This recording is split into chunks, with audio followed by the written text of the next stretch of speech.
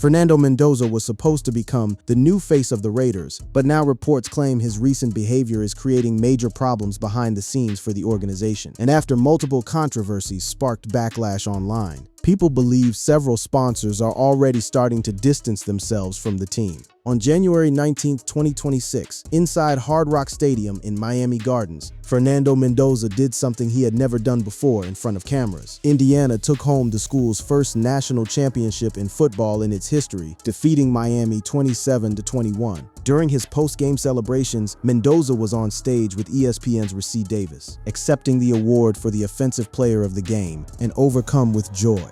Mendoza stunned viewers back home by letting loose a rare bit of profanity. He thanked God, he thanked his teammates, and then he screamed it. The words that filled living rooms across the country were unmistakable. That made the Indiana quarterback's first public F-bomb particularly surprising, when he finally let his emotions out after beating Miami. That moment even stunned ESPN, which did not have time to dub his microphone, before he screamed the F-bomb onto live air. Now, for most players, nobody would have blinked. But Mendoza is not most players. Fernando Mendoza has been the poster child of an ideal Catholic athlete all season, consistently backing his stellar play on the field with a reserved personality in front of the camera. Some love his beaming smiles and senatorial clean speech. For gosh sakes, he celebrated leading Indiana past Ohio State in the Big Ten championship by screaming the Hoosiers are flippin' champs. That was his brand, the polite, humble, wholesome quarterback who said flippin' instead of what everybody else says. That was the guy brands wanted to put in commercials. That was the guy families pointed at and said, see, that's how you carry yourself. So when he let it fly on the biggest stage in college football, it hit different. After the game, Mendoza addressed it head on. All season, I've had these cookie-cutter responses. At that point,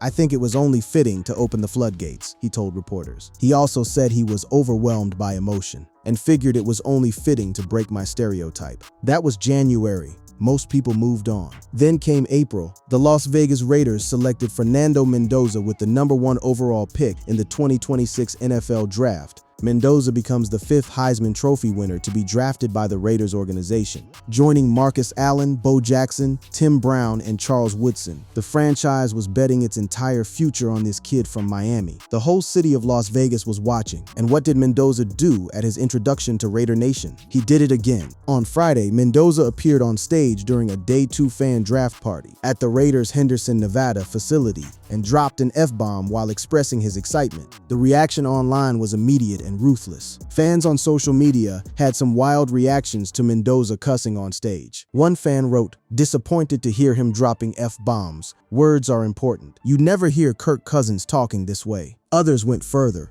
calling him a fake and a bust. For a player whose entire public persona revolved around being the cleanest, most humble quarterback in football, the profanity cut through in a way that it wouldn't for, say, any other 22-year-old football player. It's worth noting that most NFL players use far worse language every single day, but Mendoza was held to a different standard, a standard he himself had built. The F-bombs were 2 incidents, 2 moments of a young man expressing excitement, but they were broadcast to millions, and they started a conversation about who Fernando Mendoza really is, behind the Mr. Nice Guy image. And that conversation was about to get a lot more complicated. To understand why these incidents landed the way they did, you have to understand the story that preceded them, because the narrative surrounding Fernando Mendoza was one of the most pristine underdog arcs in the modern history of American sports. And when you build someone up that high, every crack in the foundation becomes a headline.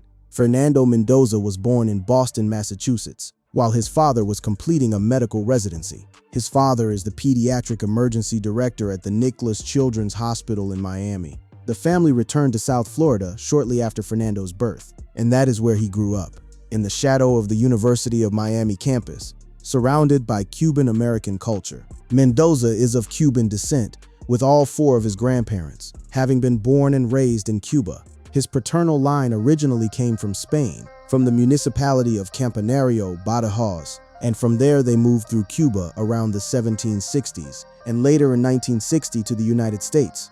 Football wasn't even a certainty. Fernando Mendoza was 11 years old, playing his first year of tackle football with the South Miami Grey Ghosts. Mendoza had been inspired to try the game a few years earlier, after watching Tom Brady in the Super Bowl, but the young Mendoza almost quit. His parents told him no. His father's mandate was simple: You can quit at the end of the season, but you have to give it maximum effort until then. So Fernando did, and that choice altered the trajectory of his life. He attended Christopher Columbus High School in the Miami-Dade County community of Westchester. But what few people knew at the time, and what would later become a point of controversy, is that he didn't start there. The Ringer's Billy Gill questioned the Heisman Trophy winner's attitude. After revealing that Mendoza had changed high schools due to playing time issues, saying that the Raiders star attended high school at the Belen Jesuit Preparatory School, but due to limited opportunities, transferred to Christopher Columbus High School. At Columbus, Mendoza transferred in as a sophomore, began the season as the fourth stringer on a team where no one knew him. And by season's end, he was starting. As a quarterback on the football team, he completed 133 of his 203 pass attempts for 1,396 yards and 16 touchdowns with 4 interceptions. As a starter, Mendoza led his team to an 11-3 record and advanced to the 2021 state semifinals. The recruiting offers didn't exactly pour in. He was a 2-star recruit, and Miami had all the national recruits and quarterbacks they wanted. The Hurricanes didn't recruit him. Alabama invited him to walk on as a non-scholarship player. But Mendoza was set to attend Yale until Cal came calling during his senior season. The University of California. Berkeley was the only Power 5 school to extend a scholarship offer to Mendoza, and it came very late in the cycle, after another quarterback decommitted. That detail matters. A kid from Miami, half a mile from the University of Miami campus. His mother had 2 degrees from the school, and they wouldn't even offer him a scholarship. He went to Berkeley instead, across the entire country, and spent 3 years learning, developing, and earning a business degree from one of the most respected programs in the world. He graduated with a bachelor's degree in business administration from Berkeley's Haas School of Business in 2025. He had 3 different offensive coordinators in those 3 years, but he grinded through all of it. In 8 starts as a redshirt freshman, he completed 63% of his passes for 1,708 yards and 14 touchdowns, leading the Golden Bears to a 6-7 record and an Independence Bowl appearance. And then came the turning point. On December 11, 2024, Mendoza announced he would be entering the NCAA transfer portal. And on December 23, 2024, he announced his decision to transfer to Indiana University. Fernando decided to transfer to Indiana from Cal Berkeley because his brother, Alberto, was already committed there, and he wanted to play alongside him. What happened next at Indiana was nothing short of historic. He had 3,535 passing yards and 41 touchdown passes in his lone season at Indiana. He won the Heisman Trophy. He led the Hoosiers to a 16-0 record and a national championship. He became Indiana's first ever recipient, and just the 3rd Latino or Hispanic winner in the award's history. This was the story that made Mendoza untouchable. The 2-star kid nobody wanted. The Cuban-American underdog who almost quit football at 11, who transferred schools twice, and who climbed from scout team at Berkeley to the peak of college football. It was the kind of tale that sells jerseys, moves units, and makes corporate sponsors line up with checkbooks in hand. Mendoza has signed additional partnerships with brands such as Adidas, Dr. Pepper, and T-Mobile. In April 2026, Mendoza starred in a commercial for LinkedIn to promote his NFL draft campaign. So when cracks started showing in the saintly image, the stakes were about more than just a football player's reputation. There were millions of dollars on the line, and what happened next raised those stakes even higher. When the Indiana Hoosiers received their invitation to the White House to celebrate their national championship, it should have been a coronation, a feel-good ceremony, capping a feel-good season for a feel-good program. President Donald Trump had lauded Indiana's run as one of the greatest stories in college sports, and the ceremony was scheduled for May 11, 2026 on the South Lawn. But the biggest name on that roster, the face of the championship, the Heisman winner, the man now carrying a franchise on his shoulders, was not going to be there. Las Vegas Raiders quarterback Fernando Mendoza decided not to join his former Indiana teammates at the White House. It has become standard for American sports teams to visit the White House after winning a championship. But Mendoza wasn't able to make it. While his team celebrated, he was back in Las Vegas getting ready for the NFL season. The explanation Mendoza gave was straightforward. "I'm on the bottom of the totem pole here. I've got to prove myself," he told reporters on May 2. "I can't miss practice. As a rookie, I don't think that's a good look. I want to try to best serve my teammates, and I don't know if that'd be accomplishing that goal. On the surface, that reasoning is rock solid. A rookie quarterback, not yet guaranteed the starting job, choosing work over celebration. That is exactly the kind of mentality a franchise wants from its number one pick. But then things got muddier. Mendoza said that he believed the scheduled date of the visit, May 11th, was the first day of the Las Vegas Raiders' organized team activities, OTAs. But he was incorrect, as the Raiders' OTAs don't start until May 18th. The Raiders did not have an official practice scheduled, so there was some social media confusion about his decision to not go to the White House with his former college teammates. That discrepancy set tongues wagging across the internet. If there was no practice on May 11th, why not go? Was it really about football?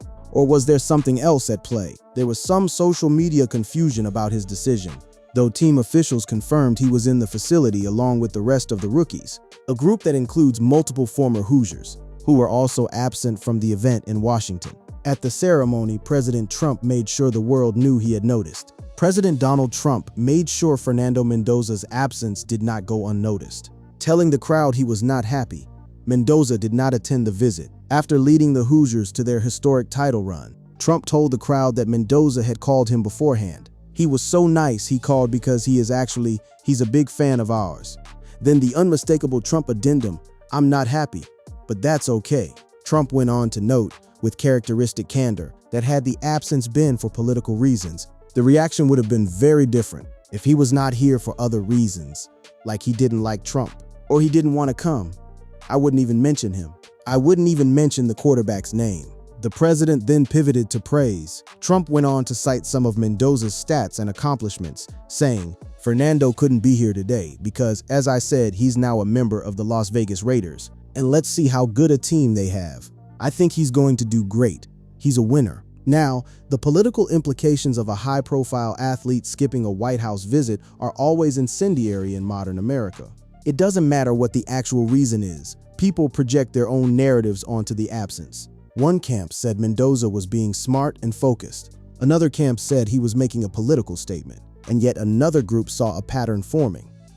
Here was a young man who was losing control of his carefully crafted image, one incident at a time. Missing a White House visit may create a headline, but missing early work with a franchise that just handed him the future would have created a different kind of conversation.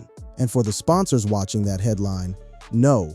One pick ditches White House was the kind of press that marketing departments pay attention to.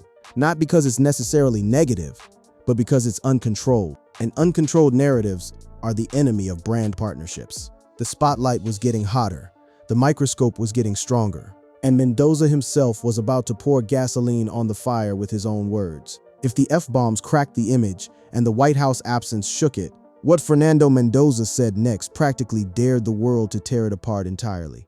In an interview with the Raiders team website, not some gotcha journalist, not a hostile press conference, but his own team's media, Mendoza pulled back the curtain on who he really was at Indiana.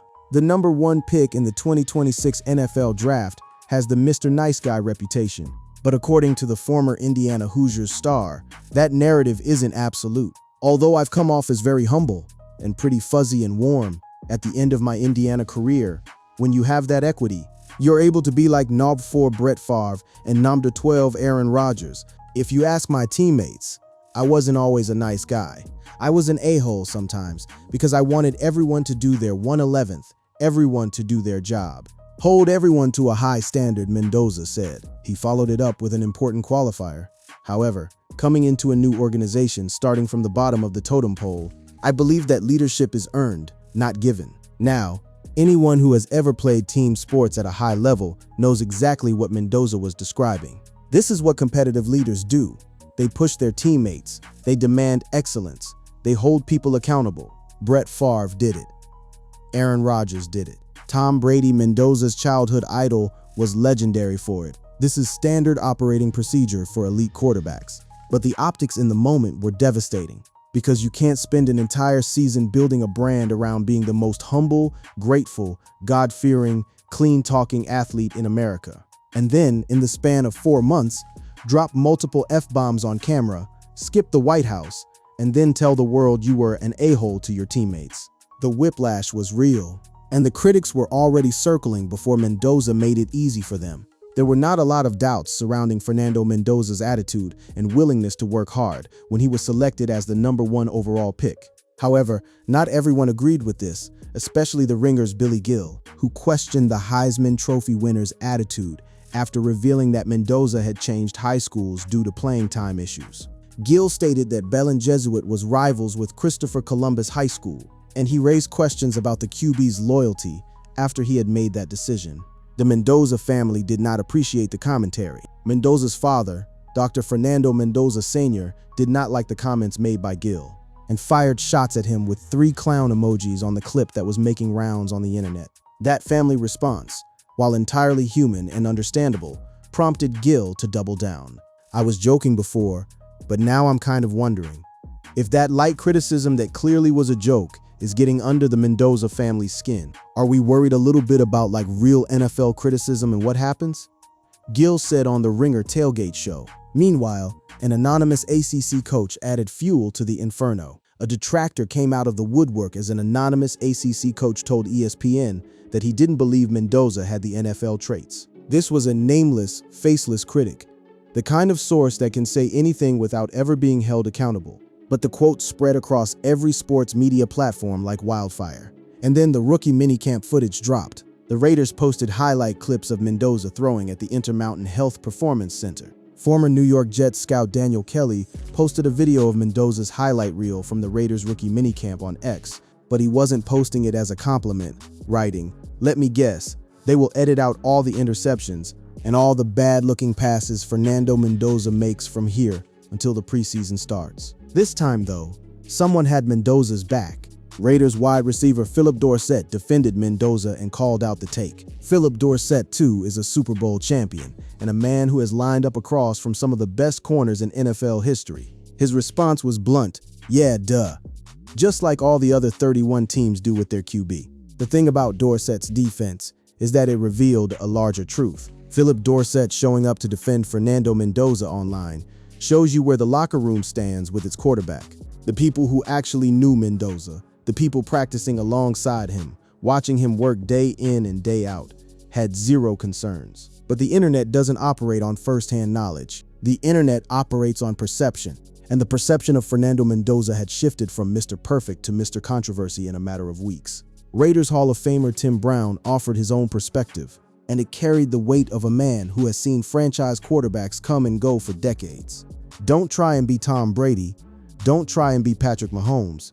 Just be who you are, because at the end, it's always going to come down to that anyway. That advice was aimed at Mendoza's playing style, but it applied equally to his off-field persona. The version of Fernando Mendoza that people loved was the real one, and so was the version that dropped F-bombs and told his teammates to do their jobs. The question was whether the corporate world, the sponsors, the marketing departments, the brand managers could reconcile the two. So here we are, the F-bombs, the White House no-show, the a-hole confession, the family firing back at critics, an anonymous coach questioning his NFL readiness, a former scout publicly questioning his throws at minicamp. Every single one of these data points has been strung together online into a narrative that Fernando Mendoza is imploding before his NFL career has even started, and that Raiders sponsors are running for the exits because of it. Let's talk about what we actually know. YouTube videos with titles like Raiders Cut, Fernando Mendoza after sponsor threatens to pull out started circulating.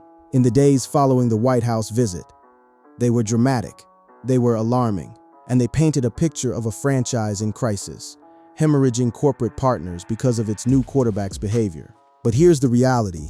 As of right now, there is no credible, mainstream reporting from verified outlets. Not ESPN, not NFL Network, not the Las Vegas Review-Journal, not the Associated Press, confirming that any major Raiders sponsor has pulled out because of Fernando Mendoza, not one.